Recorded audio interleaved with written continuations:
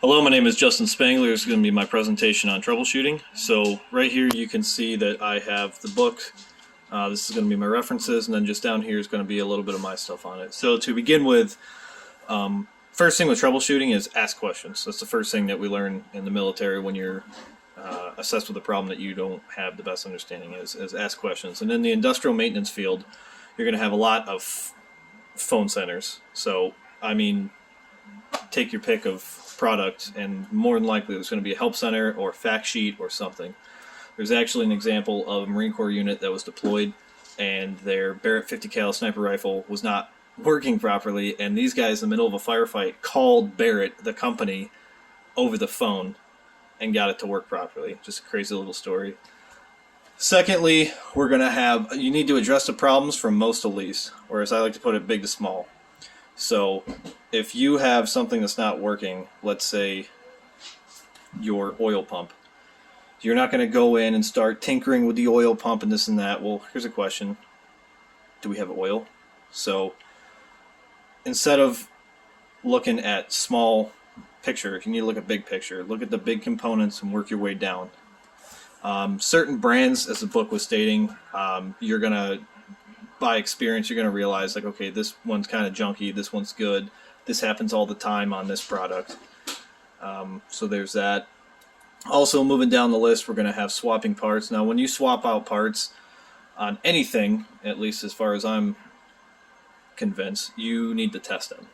I mean, I don't know how many times I've ordered parts for electronics or other things, take them out of the box, and they're broken, they're dead, circuits are messed up, whatever the case may be.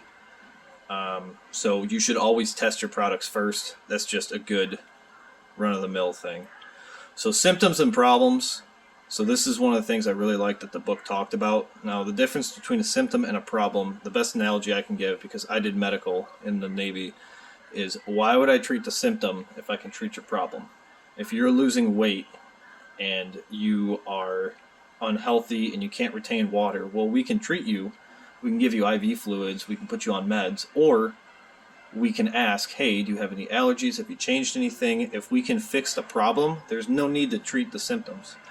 In the case of industrial maintenance, a symptom being, my batteries keep dying.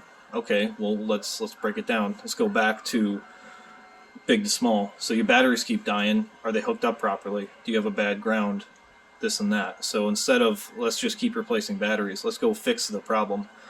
The other thing in the book that I found that really stuck out to me was cheat cards, or on the book they call it like information cards, stuff like that. And I have my little prop right here.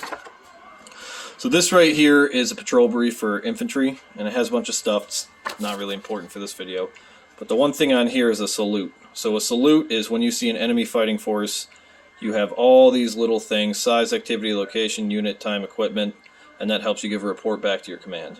So the reason for this is being, you don't need to know everything off the top of your head. No one is a book. No one's going to be able to recall, well, not most people are going to be able to recall every single data point or torque spec or this and that. It is okay to have little cheat sheets with you. In fact, in my opinion, it makes you more productive. You're not second guessing yourself. You pull it out, that's the information on paper in ink. Good to go. So for me, what I learned from these chapters is basically take all the stuff we've said before. Also, have a good understanding of what you're doing before you get up there. If you know the hydraulic systems are out of whack, and you already have an understanding, I'm going up there for hydraulics, the way up when you're climbing, or elevators or assists or rests, whatever you're doing, you can think about your problem. If you have experience, you already know you're troubleshooting what you're going to do. Also, you got to get creative sometimes. I don't have a lot of experience with industrial maintenance, but I do have a lot of experience with goofy maintenance, like my PlayStation is overheating, or my computer is not working, or I have to rip apart my computer because it's old and the webcam doesn't want to work ever, and I've taken apart the webcam on the computer. Just get a magnifying glass and start ripping. You got to really get creative. And the last thing is, based on this, I think a lot of people, if they read this book, they would think, you know what, I don't want to get into this industry because I don't want to be solving problems. Personally, I love solving problems, and that's a good criteria to have. But my name is Justin. Thank you.